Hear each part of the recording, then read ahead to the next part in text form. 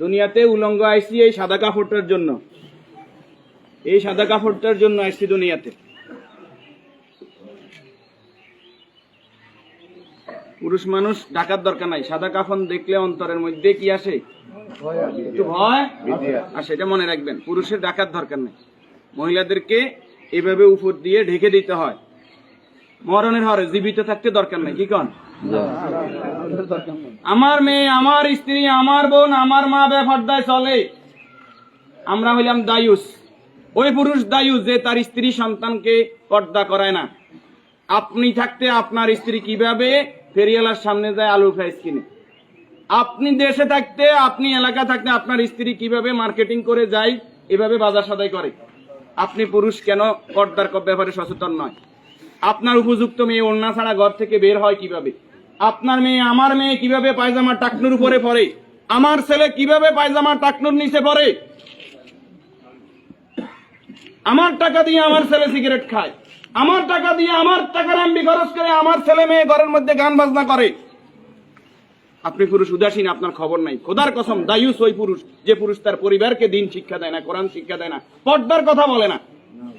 আর দায়ুস জাহান্নামে যাবে। এই দুনিয়াতে আসছে সাদা কাপড়টার জন্য, শুধু এই সাদা কাপড়টা অ্যারেস্ট করার জন্য। কিন্তু এই সাদা কাপড়টাও নিজের টাকায় কিনা হয়, নিজের টাকায় কিনা হয় না, আত্মীয় স্বজন কেউ না কেউ। আমরা অনেক সময় শুনছি যে 3.5 হাতের মালিক ছাড়া আমি ন, আমি নিজে 8-10টা কবর এইভাবে দিছি যে উনি যে জায়গা দেখাই গেছে এই জায়গায় কবর দিন আর জায়গা দিছি আমাদের বাড়িতে। কথা কি বুঝতে পারছেন? উনি যে জায়গা দেখাই গেছে ওই জায়গায় দিতে পারি নাই বিভিন্ন কারণে। ওই জায়গার মধ্যে হয়তো পুরান কবর পড়ছে, অথবা ওই জায়গার মধ্যে খাদ গর্ত বেশি, পানি হয়ে গেছে।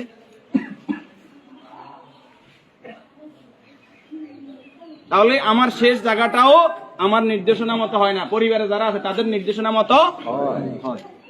যে রাসূলের শানমর্যাদা এত বেশি, সে রাসূলের প্রতি দুরূদ ও সালাম সাল্লাল্লাহু আলাইহি ওয়াসাল্লাম। সম্মানিত উপস্থিতি, আল্লাহরই গোলাম চেহারাতে বলতেছে অবশ্যই নেককার পরেজগার ছিল। আল্লাহ তাআলা ওনার জীবনের গুনাহগুলো মাফ করে দেন, আমিন। যে নেক আমলগুলো করেছে, দান সাদাকা করেছে, এর বদৌলতে কবর, হাসর, মিজান, ফুলসিরাত আল্লাহ কি করে দেখ, মাফ করে দেখ। আমরা যারা জানাজায় উপস্থিত হয়েছে আল্লাহ আমাদেরকে মাফ করে দেখ।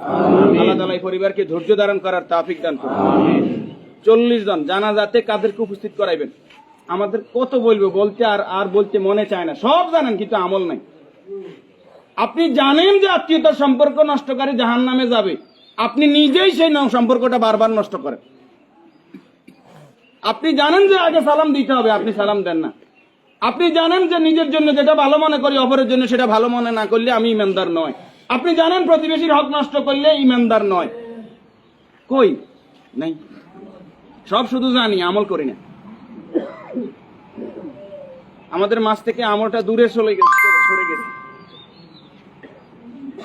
এই নেককার গোলাম জানাজাতে নামাজি ফরেজগার লোক, শিরিক মুক্ত লোক, আপনার দৃষ্টিতে যিনি শিরিক মুক্ত, এরকম 40 জন লোক যদি দোয়া করে আল্লাহ তাআলা ওই দোয়া কি করে? কবুল করে। 40 জন হাইবেন আইতেন না, উনি নামাজি ফরেজগার, উনি হয়তো আপনি মনে করেন যে মাজারে সেজদা দেন শুধু কবিরা গুনাহ, মাজারে সেজদা দেন বুঝি শিরক। শনিবার মঙ্গলবার কি শিরক না? শনিবার মঙ্গলবার হিসাব করা শিরক না নি? শিরক, এটাও শিরক। এই যে জাদু টোনা করা, এটা কি শিরক না নি?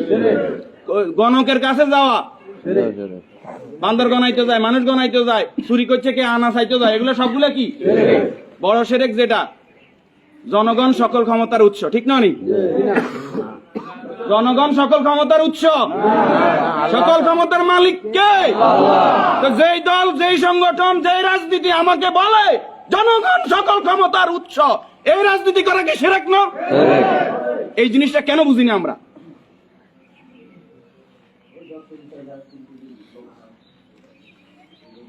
আপনি মুখে বললেন জনগণ সকল ক্ষমতার উৎস, অন্তরে আপনি বলবেন যে হ্যাঁ আল্লাহ সকল ক্ষমতার উৎস, এটা তো আল্লাহ মানে না। মুখে যেটা বলতে হবে অন্তরে এক থাকতে হবে। তাহলে সকল ক্ষমতার মালিক কে? আল্লাহ। আর যারা রাষ্ট্র ক্ষমতায় গিয়ে, একজন মুমিন ইসলামী রাষ্ট্র ব্যবস্থার বাইরে যাওয়ার কোনো সুযোগ নাই।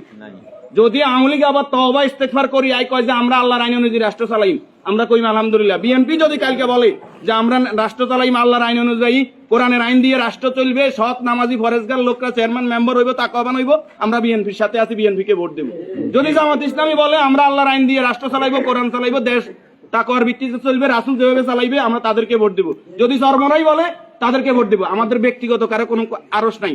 আমরা এই জমিন আল্লাহর, এই জমিনে আইন চলবে কার? এবার যেই আসুক এই তকমা নিয়ে আমরা তাদের সাথে আছি। রাজি আছেন? আল্লাহ তাআলা আমাদেরকে কবুল করুক। সম্মানিত উপস্থিতি, এই মুহূর্তে